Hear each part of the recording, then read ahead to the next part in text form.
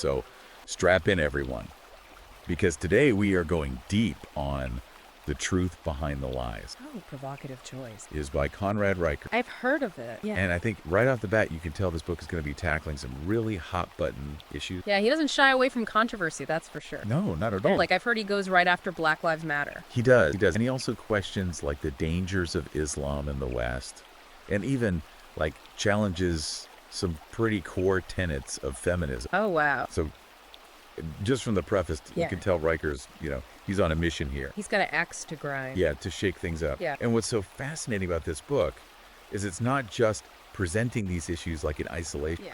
He really connects them all together Oh. into like a bigger narrative Okay. about how he sees, our culture and society changing. Okay, so where do we even start with a book like that? Well, he starts out with this concept called the Great Replacement Theory. Have you heard of this? I'm not sure. Refresh my memory. Okay, so it's this idea that there's like a deliberate effort to replace white populations with non-white immigrants. And he traces it back historically to the eugenics movements of the early 20th century. Oh, wow. So like way back when. Like 100 years ago. Yeah, and he argues that these ideas, which had kind of, Been relegated to the fringes of society. are now gaining traction again. Interesting. So he sees this as like a resurgence of these old ideas. Exactly. And he doesn't just point to these, fringe groups. Okay. He actually claims that some progressive elites are using this theory to push their agenda. Oh, wow. He even uses the Christchurch Shooters Manifesto as an example. Oh, gosh, that's a chilling example. Yeah, it's really scary Yeah. how these ideas, even ones that seem so outlandish,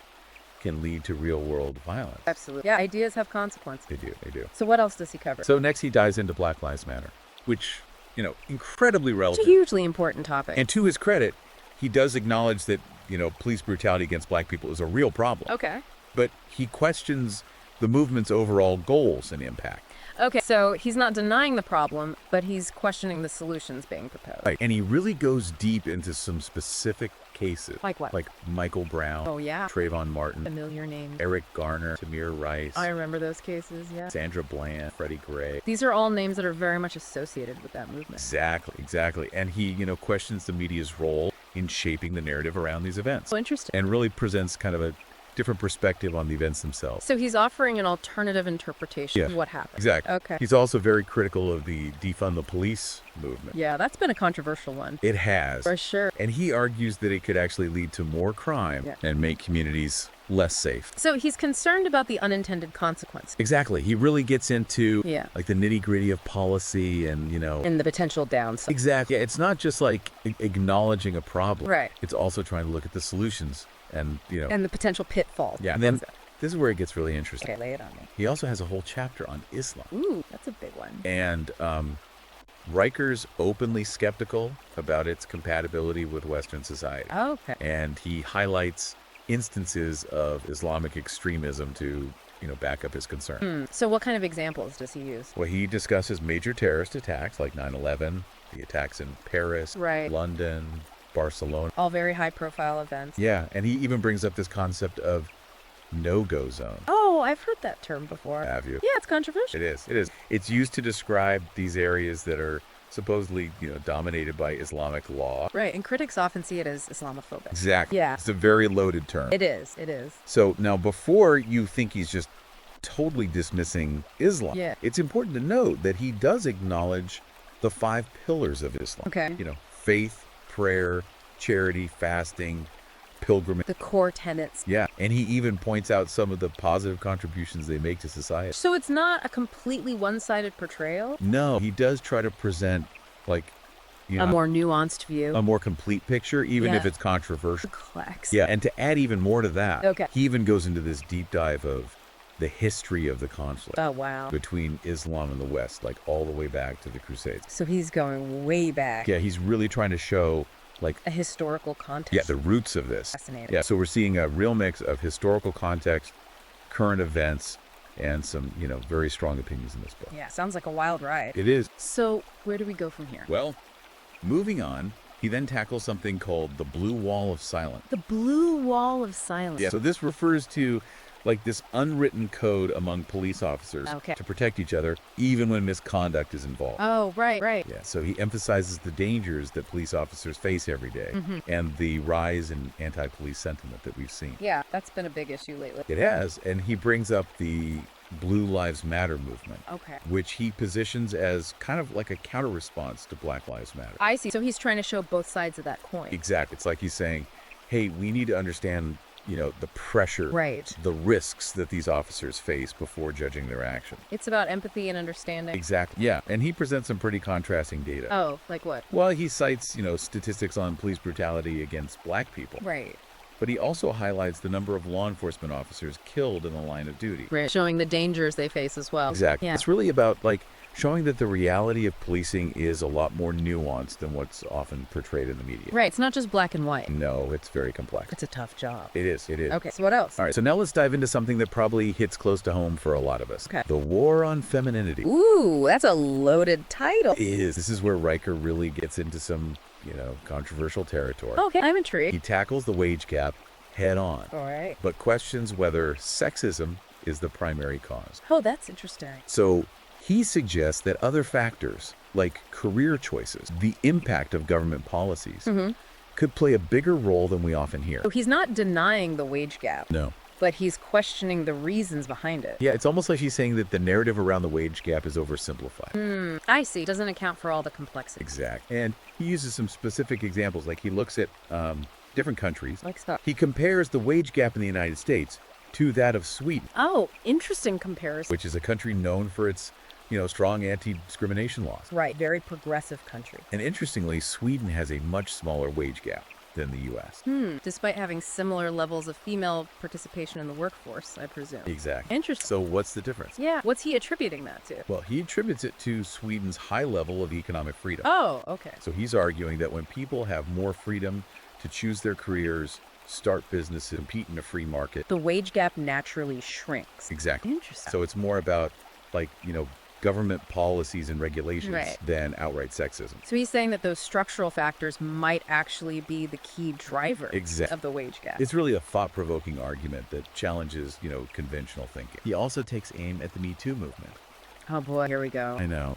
This is going to be good. And he argues that, while it started with good intentions, it's created an environment where accusations can be weaponized. Okay. And due process is sometimes overlooked. Yeah, that's a valid concern. He highlights the cases of Johnny Depp and Kevin Spacey. Oh, right. Those were high-profile cases. Yeah, they both faced, serious accusations, Yeah. but they were never actually convicted of any crimes. Right. So he's concerned about the impact on their reputation. Exactly. And the potential for, false accusations to cause significant damage. Even if they're later proven to be unfounded. Exactly. Yeah, that's a really tricky issue. It is. It's about finding that balance between, believing victims and ensuring due process. Exactly. And he sees this as, part of a broader cultural shift where the burden of proof seems to have shifted. Interesting. And men are, potentially more vulnerable. It's a sensitive topic for sure. It is. And, we've only just scratched the surface here. I was going to say, we've covered so much ground already. I know. And it's clear that Riker, he doesn't shy away from these controversial topics. He's a firebrand. He is. Yeah. He really is. He's challenging conventional wisdom on some very, sensitive and divisive issues. So what's next? Well, in the next part, we're going to delve deeper into some of the specific examples and arguments he uses to support these claims and start to explore, what the potential implications of his ideas might be. All right, I'm ready. Let's get into it. So last time in this deep dive, we were getting into some pretty intense territory with the truth behind the lies. No kidding. One of the things that really struck me was, his whole discussion on the blue wall of silence. Yeah, that was pretty eye-opening. He uses the case of Officer Darren Wilson. Oh, right. The officer who shot Michael Brown. Exactly. Yeah, that was a huge case. It was. It divided people. Yeah, to illustrate the, the immense pressure and danger that law enforcement officers face. Right, like he's saying they're in a really tough position. Exactly. Yeah. And he argues that, the media often paints this very one-sided picture. Oh, interesting. Focusing on accusations of police brutality without really considering the risks that these officers take every day. To keep our communities safe, right? Exactly. So he's saying there's more to the story. Yeah, he really paints this picture of Wilson being practically abandoned by the system, facing death threats even after being acquitted. Oh, wow. And he really wants us to consider the human cost involved. Right, like these aren't just abstract cases. Yeah. These are real people with real lives. And to further emphasize this point, Okay. he contrasts, the treatment of Wilson with the lack of attention given to violence against police officers. Yeah, that's a good point. And he brings up this really sobering statistic. Okay, what is it? Over 21,000 law enforcement officers killed in the line of duty since 1792. Oh my gosh. It's a lot. That's a staggering number. It is. Yeah. It really makes you think about, the sacrifices they make. Absolutely. He even challenges the framing of movements like Black Lives Matter by asking this kind of provocative question. What's that? Like, when was the last time you heard about a police officer being ambushed or killed while on duty? Yeah, I see his point. It's like he's saying that the media is very selective in the stories they choose to highlight. Right, and that shapes public perception. Exactly. In a way that might be unfair to law enforcement. Exactly. He's very critical of what he sees as like a biased media narrative. So kind of building on that theme of bias, Yeah. let's go back to Riker's chapter on the war on femininity. Okay. His take on the wage gap was really interesting. It was. He really pushes back against that, common narrative that it's solely due to sexism. Right. And he actually explores other factors that might be at play. Like what? Well, he argues that, for example, career choices can have a significant impact. Right. Different jobs, different pay. Exactly. It's not just about discrimination. So it's not about denying that a wage gap exists. Right. It's more about understanding the complex reasons behind it. Exactly. And he even uses a really specific example to illustrate this. Okay, I like examples. Yeah, well, he compares the wage gap in the United States to that of Sweden. Interesting. Why Sweden? Well, because Sweden is known for its strong anti-discrimination laws. Oh, right. It's a very progressive country. Yeah. And interestingly, Sweden has a much smaller wage gap than the U.S., That is interesting. despite having, similar levels of female participation in the workforce. Right. So what's he saying accounts for that difference? Well, he attributes this to Sweden's high level of economic freedom. Okay, so he's saying it's not just about laws. Right. He argues that when people have more freedom to choose their careers, start businesses, compete in a free market, kind of let the market forces play out, Yeah. the wage gap naturally shrinks. Exactly. So it's not necessarily about intentional discrimination. Right. It's more about those structural factors. Yeah, it's really thought-provoking. It is. It challenges our assumptions about this issue. For sure. And it's not what you typically hear. No, not at all.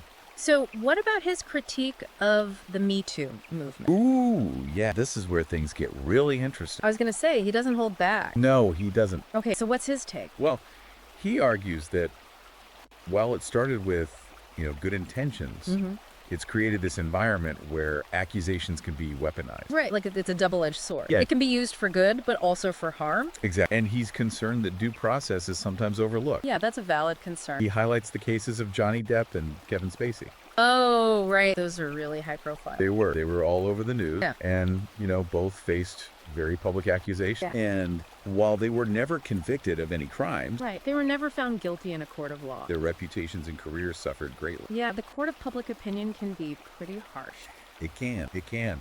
And he's really emphasizing, the importance of due process. Right. Everyone deserves a fair hearing. Exactly. And the presumption of innocence until proven guilty. It's like he's saying we need to be cautious about rushing to judgment. Right. Not just jumping on the bandwagon. Based solely on accusations. Yeah, giving people the benefit of the doubt. Exactly. And he sees this as part of a broader cultural shift. Okay. Where the burden of proof seems to have shifted. Interesting. So he's saying that the scales have tipped. Yeah. And men are, potentially in a more vulnerable position. Yeah, that's a sensitive topic. It is.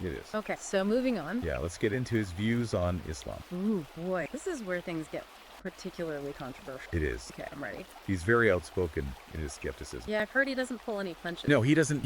He goes so far as to say that, Islam is not a religion of peace. Wow, that's a strong statement. It is. Okay, so what's his reasoning behind that? Well, he points to, a long history of violence and conquest. Okay. Citing examples from, the time of the Prophet Muhammad. Oh, wow. He's going way back. Yeah, all the way to more recent terrorist attacks. So he's saying it's a pattern throughout history. Exactly. And he argues that this history of violence is inherent to the religion itself and that it poses a threat to Western civilization. That's a pretty extreme view. It is. Not everyone agrees with that assessment of Islam. No, definitely not. But that's, his argument. Yeah, and it's important to present his perspective even if it's controversial. Right. So keep going. Okay, well, he even uses the term no-go zones. Oh, yeah, that's a loaded term. It is to Okay. describe areas in Europe Okay. where he claims Islamic law is dominant and non-Muslims are unwelcome. Right. That's a very contested term. It is. Often considered to be Islamophobic by critics. Exactly. So it's important to acknowledge that this is a very controversial perspective. Yes, definitely. And many scholars and experts on Islam disagree with this characterization. For sure, they argue that it oversimplifies the religion. Right. And ignores the diversity of beliefs and practices. Exactly. But, within his own narrative, Okay. he does acknowledge the 5 pillars of Islam. Right. Faith, prayer, charity, fasting, and pilgrimage. Yeah, and he even points out that these principles have made positive contributions to society. Okay, so there's some nuance there. Yeah, it's not like a blanket condemnation of Islam as a whole. Right. So he's not saying that everything about Islam is bad. Yeah. He acknowledges that there are, aspects of the religion that are beneficial. But he still maintains that the potential for extremism and violence is a serious concern. Exact. And he seems particularly concerned about what he sees as the silence of moderate Muslims Oh, interesting. in the face of this extremism. So he's saying they need to speak out more. Yeah, he argues that their unwillingness to speak out against radical elements within their religion makes them complicit in the violence. Oh, wow. That's a strong statement. It is. Yeah. And it's, likely to be met with strong reaction. Yeah, from both sides. Exactly. Okay, so let's shift gears a bit Okay. and talk about his views on education. Okay, this is another big one. Yeah, he's very critical of what he sees as, the indoctrination of children by left-wing ideologies Oh, wow. in the education system. Yeah, he's not a fan of what he's seeing in schools and universities. Okay, so what's his beef with the education system? Well, he argues that they've become like breeding grounds for liberal bias. And he uses terms like brainwashing Oh, wow. to describe what he believes is happening in classrooms across the country. So he's saying that students are being fed a particular worldview Exactly. and not being encouraged to think critically. Right. It's like he's saying that they're being taught what to think, Right. not how to think. That's a big difference. It is. Yeah. And he gives some specific examples to support these claims. Like what? Well, he talks about how history is being rewritten to fit a particular narrative, how certain topics are being avoided altogether. Oh, like they're being censored. Yeah, Interesting. and how exams are being used to reinforce certain ideology Okay. rather than to, encourage critical thinking. So he's saying it's not about testing knowledge anymore. Right, it's about pushing a particular agenda. Hmm. And he also criticizes the concept of safe spaces. Yeah, that's been a hot topic on college campuses. It has. For sure. And he argues that they stifle free speech Okay. and create a culture of coddling. So he's saying that students need to be exposed to different viewpoints. Exactly, even if those viewpoints are uncomfortable. Right, like challenging their assumptions. Yeah, it's about encouraging, intellectual debate Yeah. and the free exchange of ideas. Not just shielding them from anything that might offend them.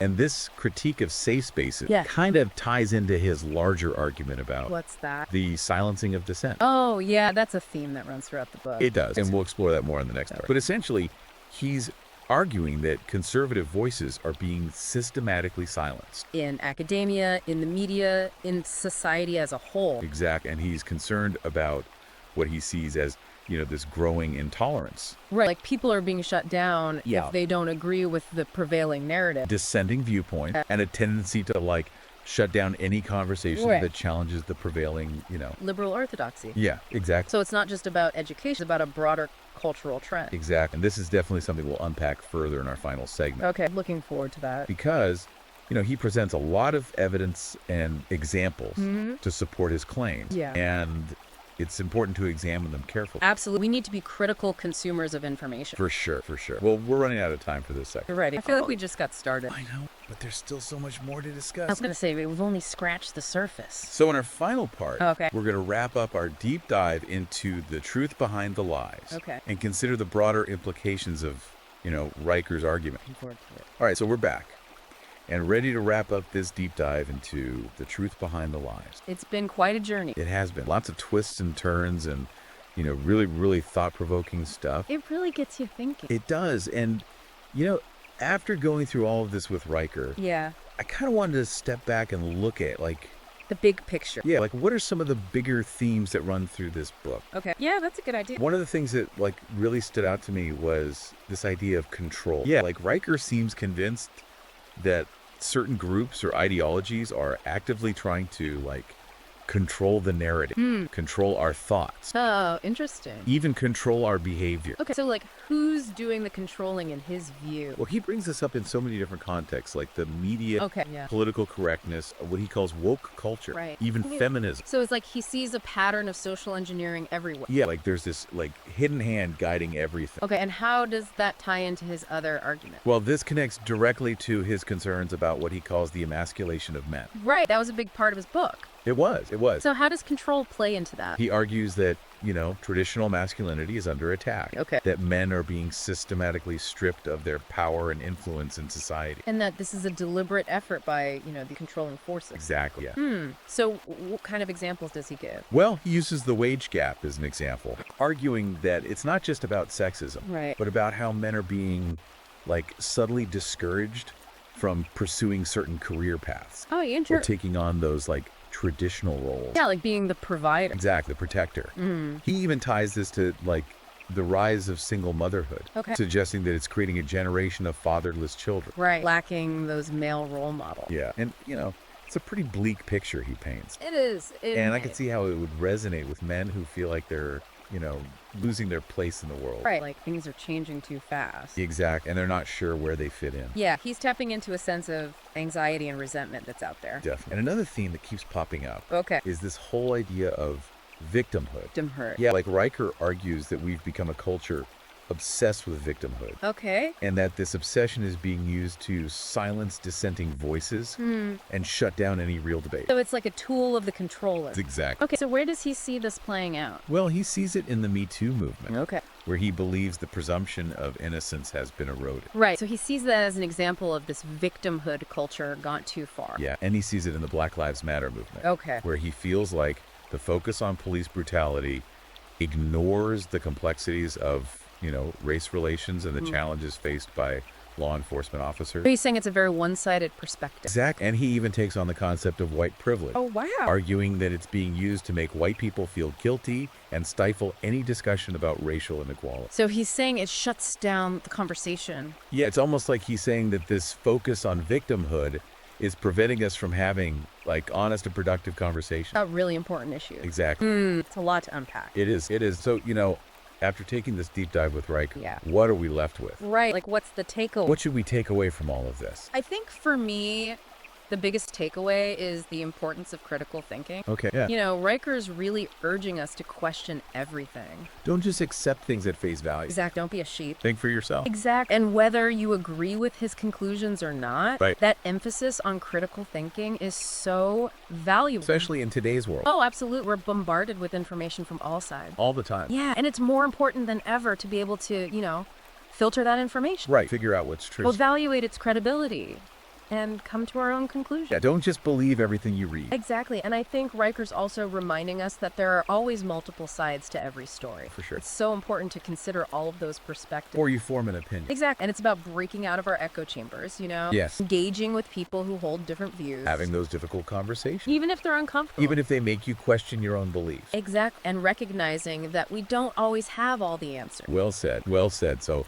if you're feeling, challenged by what we've discussed today, Yeah. and you want to explore Riker's arguments in more depth, you can find The Truth Behind the Lies on Amazon Kindle and Google Play Books. It's definitely a book that will make you think. It will. It will. And as we wrap up this deep dive, Okay. here's a final thought to leave you with. I like it. If truth is so often obscured by layers of, narratives and agenda, Yeah. how do we equip ourselves to see through the noise and find it? That's a great question. That's something for all of us to ponder. Definitely. Thanks for joining us on this journey. It's been a pleasure. Until next time, keep diving deep.